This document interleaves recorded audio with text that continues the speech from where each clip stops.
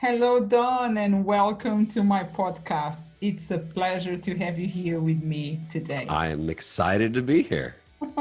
Thank you so much. So, now, before we start, before I come with the questions, tell me where you're talking from. I am from basically Indianapolis, Indiana. Wow.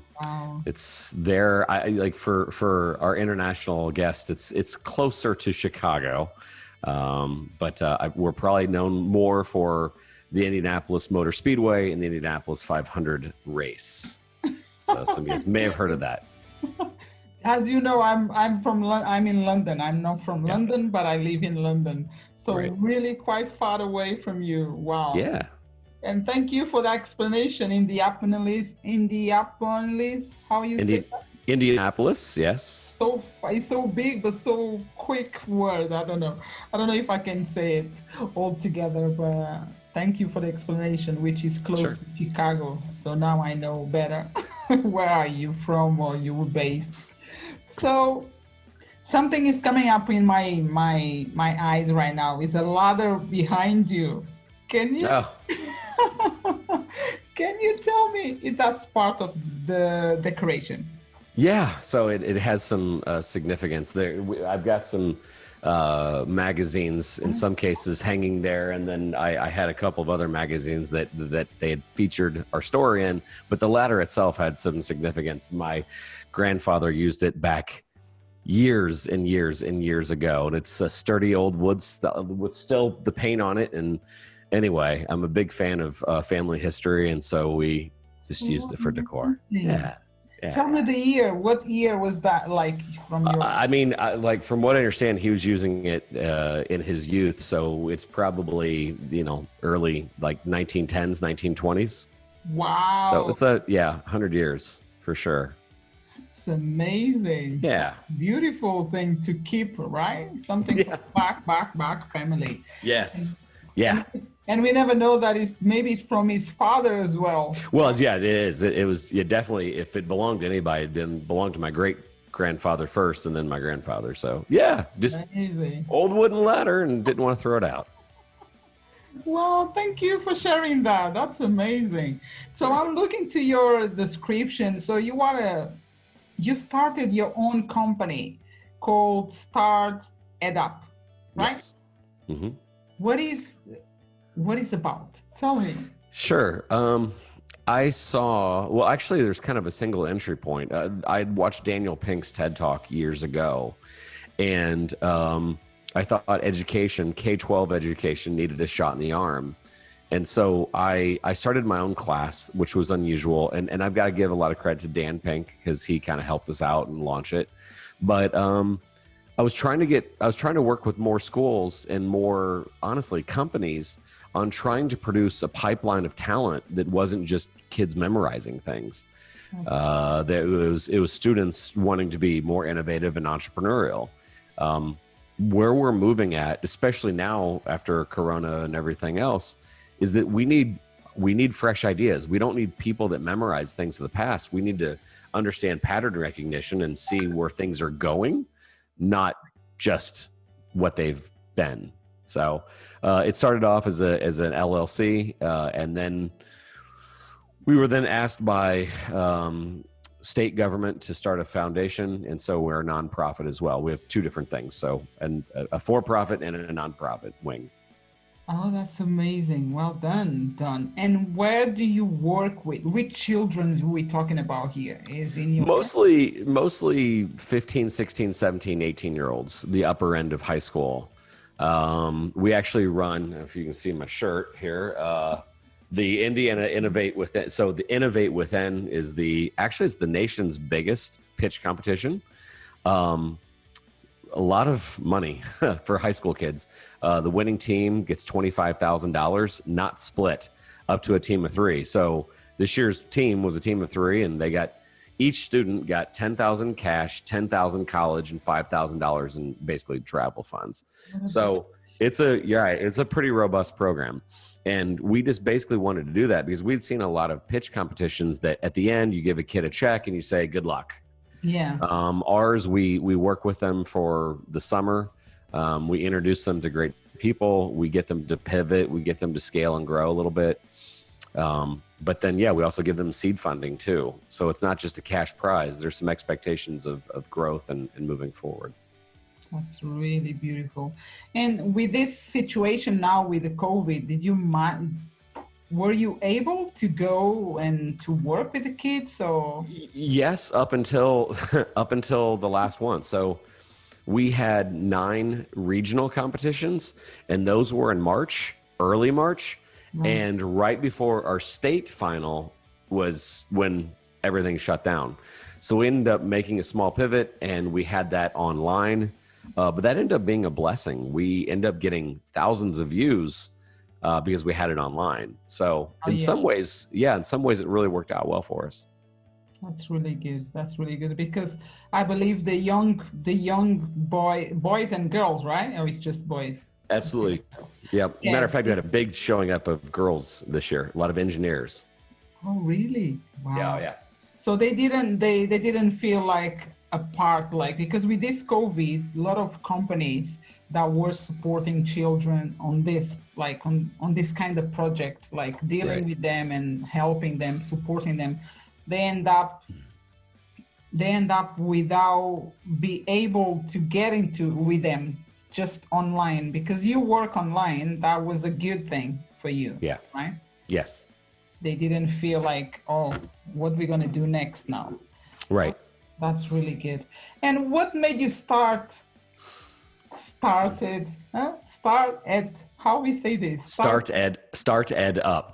Because it's like a startup with education in the middle of it. So StartEdUp. Why did I start it? I'm scared. We have a lot of kids that go to college just to go to college. They don't know why. And they're studying in majors that are completely obsolete in some cases, not all. Mm-hmm. But I saw a lot of kids with a lot of college debt. They were underemployed. And yet at the same time, I also heard companies that would want to hire people, but want to hire innovative people that could actually look at a problem and then collaborate on it and like chip away at it, as opposed to what we truly do well in education is we have students do rows and lines and assembly. That's not needed anymore. And so, it originally started off, I was working with other schools on how to set up an ecosystem and a pipeline to do this. And I still do. The LLC is still alive and well. But then the pitch competition on the nonprofit side kind of took a life of its own. So but either way, like I'm in this to prepare students for the future, not for studying the past. That's really interesting, because when I was a student, I always wondering why I need to study these past things, why we are always going back, but so backwards that I'm like, what about now? I want to know now what comes next and how we're going to be able to proceed to the next step, what I'm going to be, when I'm going to get help. And this is what you're doing, right? Right. And are you willing to go like abroad? What is the plan? So actually, I've already done some things abroad, but we haven't expanded our nonprofit, but I wouldn't, I've got a couple former students in Kenya. And so I'm kind of looking at Kenya, Ghana, and Nigeria later on. But without a doubt, this is needed. I mean, the world is moving in this direction.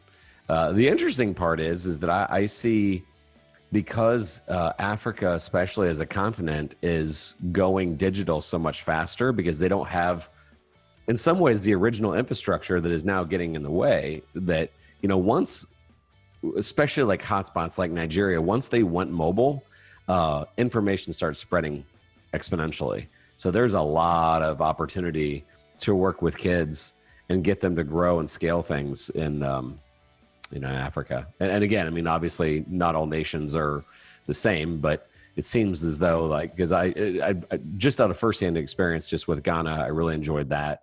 I've seen and read a lot of things about, Lagos, Nigeria, and then, yeah, Kenya seems to be developing fast. So yeah, there's opportunities out there. Matter of fact, that has always been our mantra. My students got sick of me hearing it. I have my own podcast, and I end every podcast with, "This is Don Wettrick reminding you those opportunities are everywhere." They literally are. Amazing. You can drive down the street and go, "Somebody should do this," or "You could do that." And then I hear things on the radio and I think of like better ideas or better plans. And so in some ways, like, that's why it's really hard to be an innovative person. Your mind is always running. You're always thinking of improving things, and there's just of you. So what I'm trying to do is I'm trying to get more students to think like this so they can start tackling the world's problems. That's amazing, because it's one of the aims for us as a Women Flix is as well to reach these kids and to support them, to create platforms, to be able to make them grow, because we know is a lot of potential there, but yes. they don't have the forms, the ways, and we can bring this to them. And this is something that is in our aim as well. That's amazing. So, well, and speaking on behalf of women, I've got 2 daughters, and I've seen how the world is changing, is benefiting them. Some of the original good old boy power structure is disappearing because A, it's slow and inefficient, and B, like, women have fresh perspectives.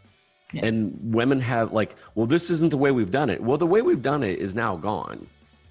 So in a lot of ways, women are stepping up to the forefront. The issue has been preparing their mindset that you deserve a spot at the table. Yeah. Now, luckily, my own 2 daughters don't have an issue with that because they're my children. Well, case in point, so I have 2 daughters that are completely opposite, but are leaders in their own way. My oldest went out and spoke at the United Nations in Geneva, Switzerland. Yeah. Wow. So she's 19. Actually, when she spoke out there, she was 17. Wow. Yeah. She's got a large audience on LinkedIn. She's got a large audience. But I mean, she started making video posts, and one time she made this video of like the importance of young ladies stepping up in leadership roles and why we need more female entrepreneurs. And then somebody somewhere at the UN was like, "Hey, we need for you to come out and speak on behalf of this." And I thought it was a joke, and it turned out it wasn't a joke. But I mean, like, but that's just it. Like, but by just saying we need more females, especially young ladies, to step up, the world answered. Yeah. And then my other daughter, like, she's more into music and performance and things of this nature. But she also, like, there's so many opportunities for young ladies that say, "I got it." It's that willingness to put yourself first. Yeah. And it's crazy because, like, it always seems I always remember when they explain this to you. When you get on an airplane, they're explaining to you, if in case of a crash, go to these doors or this door, and if the oxygen pulls down, save yourself first and then save your child. Well, that seems like crazy because, like, no, you're supposed to save your child first. And they're like, no, if you save your child and he can breathe or she can breathe and you're dead, you're no good to your child. And I think it's the same way with women leadership. You need to put yourself first now. I love it. Thank you. Wow, they got such a great dad. Oh, they've got even better mom. So my wife, wow. Yeah, my wife is really special. So no, it's but I want this for all girls, and but in that, and here's where I get myself in trouble. We also, well, I mean, I'm unapologetic about it. It's based not in it's data. This is why I need for my gender to step to the plate and be better fathers. Yeah. Girls that have leadership usually have a relationship with dad. Exactly. And if dad bails and leaves that child wondering why, that hurts. And so I think that there needs to be a lot more frank discussions, especially in this country where I'm at, the United States.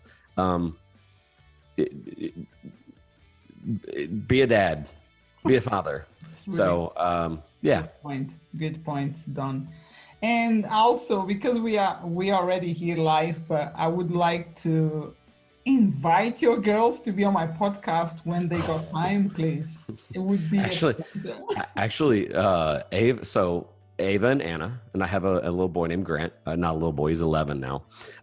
Ava's got her podcast. She interviews. Oh, so this is a great story. I speak.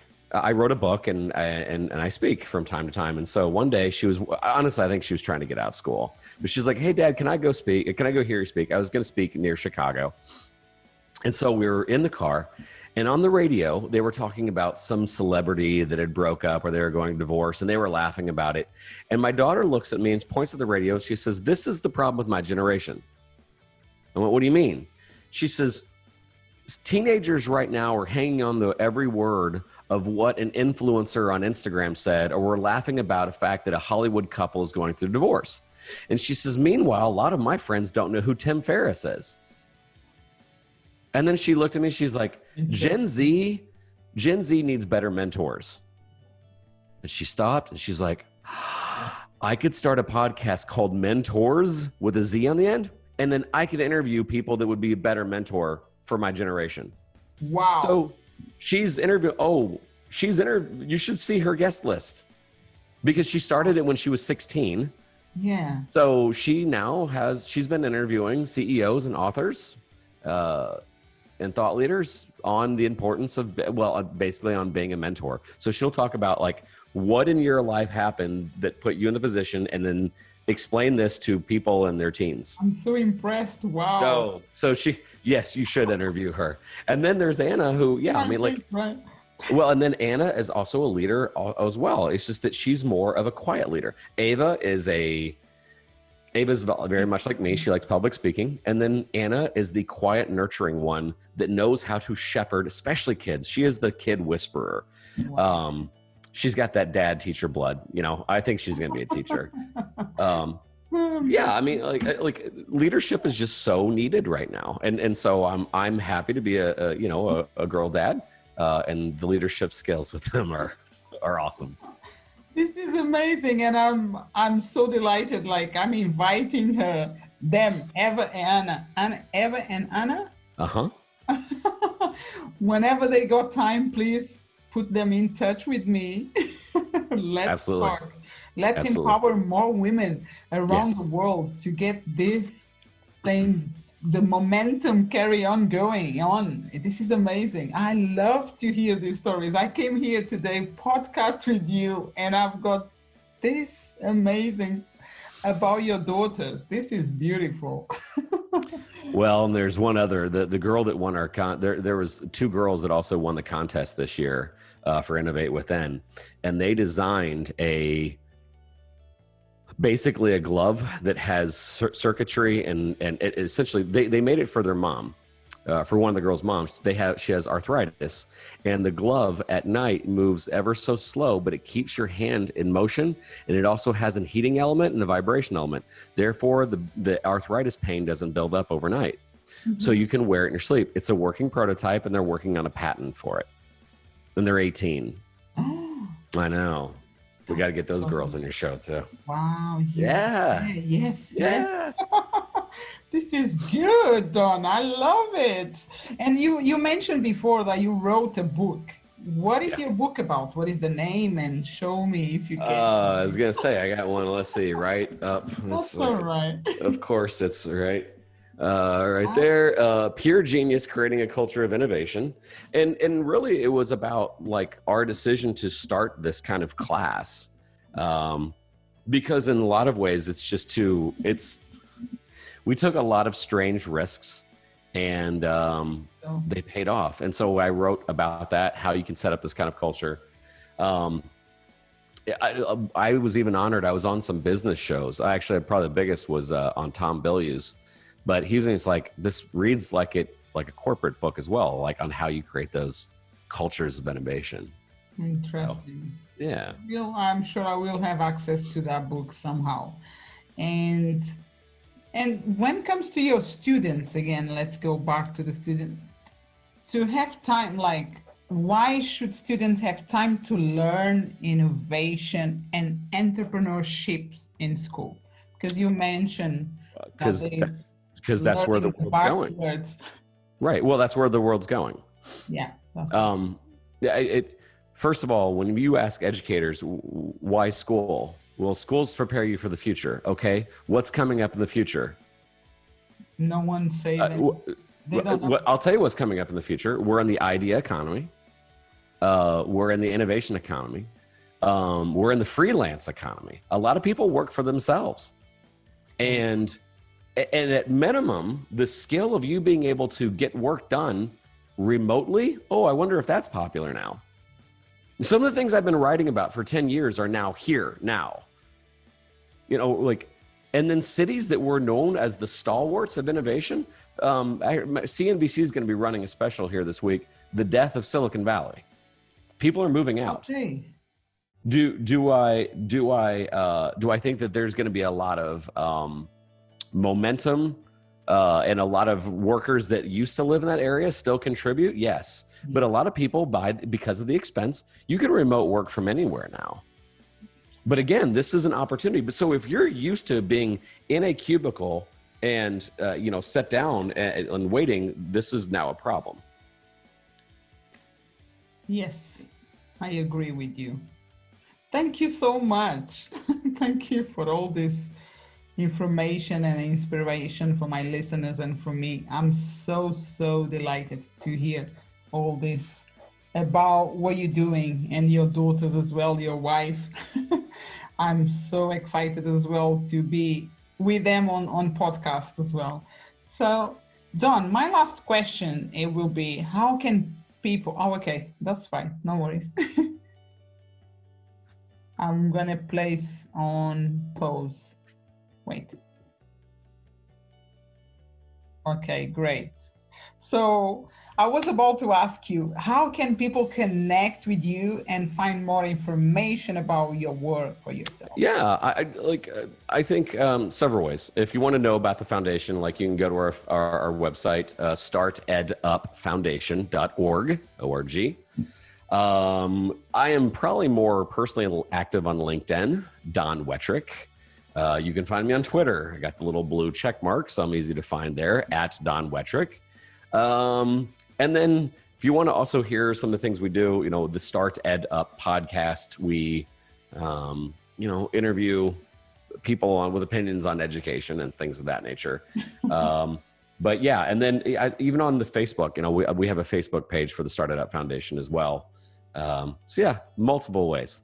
Thank you, Don. All the information will be on the description of your podcast when it comes live, so my listeners can get in touch straight away. They will click and go straight. I've got all this information with me, so I will make sure it will be there.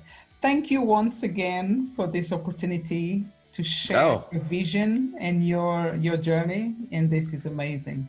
Well, and thank you for also setting the tone. I just love it when people would rather produce instead of just consume. I think that everybody should either blog or do a video or do a podcast in some way, just to, if nothing else, to learn and document your journey. So I love the fact that you're doing it as well, and it's always refreshing to get into a great conversation with leaders like yourself. Thank you, and I'm looking forward to have Anna and Eva on my podcast. Absolutely. You take care. Bye-bye, Don. Take care. Bye.